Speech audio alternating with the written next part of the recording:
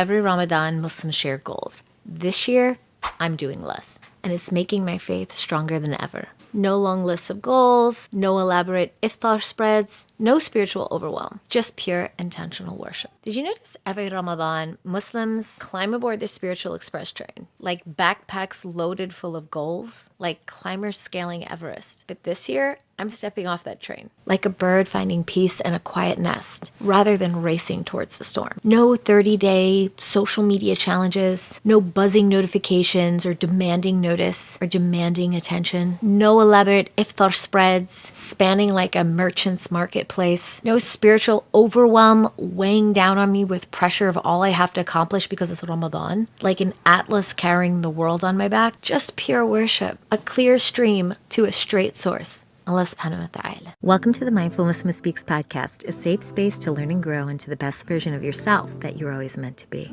I'm your host, Mindful Muslimah, a mom of 5, big sister to the community, and a licensed educator with 25 plus years and supporting tens of thousands of Muslim women worldwide. Now I'm excited to share a ton of solutions to your problems on love, relationships, life balance, reconnecting with Allah subhanahu wa ta'ala, getting back on track, and more. So grab a cup of coffee and close out those tabs. These next 20 to 30 minutes are all about you.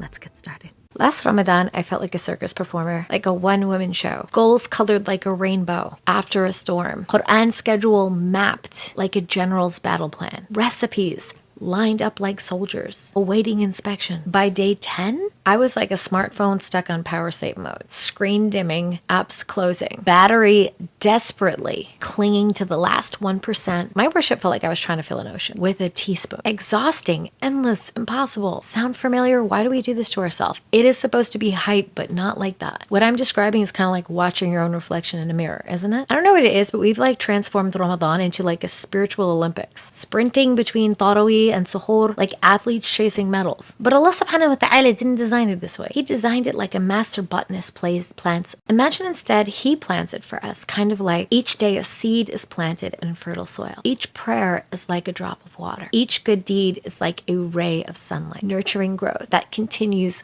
long after the month fades, like a sunset into the night. It's not about winning the goal. It's about growing roots that will anchor us through life's storms. So let me tell you 3 things I'm eliminating this year. Number 1, social media challenge. Social media in Ramadan becomes like a bustling carnival where everyone's performing their worship like an acrobat, like sharing all their things under a spotlight. Each post is like a fireworks show of good deeds or a theatrical performance of reminders. Your thumb's scrolling like a hamster wheel, acting like this viewing of these posts is ibadah. It's not. It's distraction. And then comparison creeps in, like a fog at dawn, clouding your intentions until they're barely visible. Instead, I'm building a secret garden of reflection of my own. I have some journals and my pen ready. It's just me and them, where my deeds will grow, inshallah, like wildflowers, unwitnessed but pure, flourishing in sacred solitude. Now, by the way, if that sounds nice, but you don't know how to get off of social media, I have an entire podcast I did before this one on how to do it. Not just to like get off social media, but actually to reframe and replace it in a way that'll stick. So you could check that one after this one. Now, the second thing I am not doing this Ramadan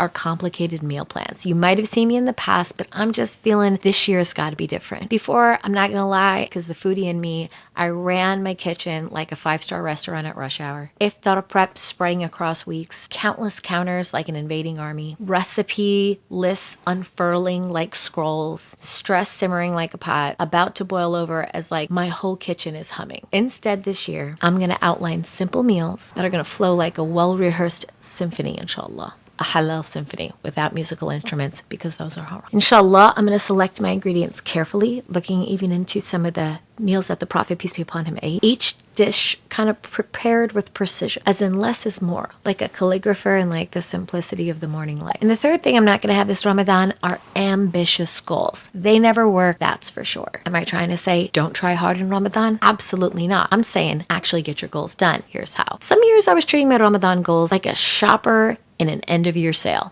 grabbing everything in sight. Cramming worship and like stuffing it in a suitcase until like the zipper is gonna like pop off. The quantity of them like piling up like newspapers that nobody reads. You know what I'm talking about. When you're making like 10,000 goals for Ramadan and you maybe do one of them, like maybe consistently. I was gonna like explore the Quran, like each page, like a precious ocean cape, right? Every verse contemplated like it was a new treasure. Habits forming like coral reefs, slow, steady, and beautiful. Yeah, I'm not doing any of that this year.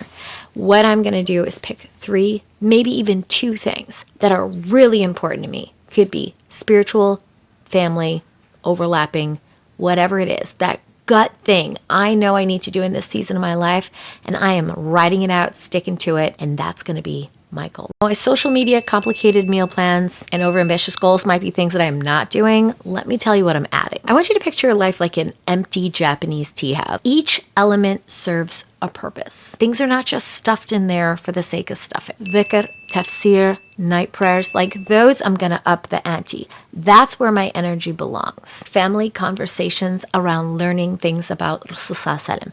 That is where my energy belongs. Notice none of those are on social media, even though that's where your finger's gonna wanna go the whole time. I think when COVID was here years back, people were so afraid of sitting alone with themselves. When they actually sat and faced themselves, it was scary. And we have this crazy aftermath of mental health issues that many people still have never resolved. Do you know what will resolve it? Ramadan. Sitting with yourself and Allah subhanahu wa ta'ala, the gates of Jannah open and the doors of hell closed. Take advantage of this month, but not by doing crazy social media things, not by overambitious iftars, not by overambitious goals. So here's what I'm adding. All those things, extra dhikr, extra Quran, extra night prayers, time with my kids, time with my family discussing, shut off Netflix, shut off Prime, shut off Hulu, whatever you got going on. And Ramadan, let this be the month. Have a different setup of what you do with your time. Now, let me tell you, if you try what I am suggesting, after just 15 days, watch yourself, watch your transformation unfold like dawn breaking over still water, mental clarity crystallizing like the morning frost patterns, prayer connection deepening like roots reaching underwater, habits settling like birds returning to their nest, transformation blooming like a night blooming jasmine, subtle but profound. Which heavy goals are you going to let go of this year? Which heavy goals are you settling down this year? Your courage to simplify might be the lighthouse beam that guides another soul to the shore. I want you to imagine this. I want you to imagine this Ramadan as the final rays of sunset paint the sky. Imagine stepping back from the whirlwind of the must-dos into a space of pure intention. And if you would love to do this, but you have no idea how, we have just opened the doors to our 30-day Ramadan program where women are already diving into it. This program will be less is more, true focus, true intention, where sisters worldwide are choosing purpose over pressure, quality over quantity, and deep complexity over surface level achievements. This isn't just another Ramadan program. It's your permission slip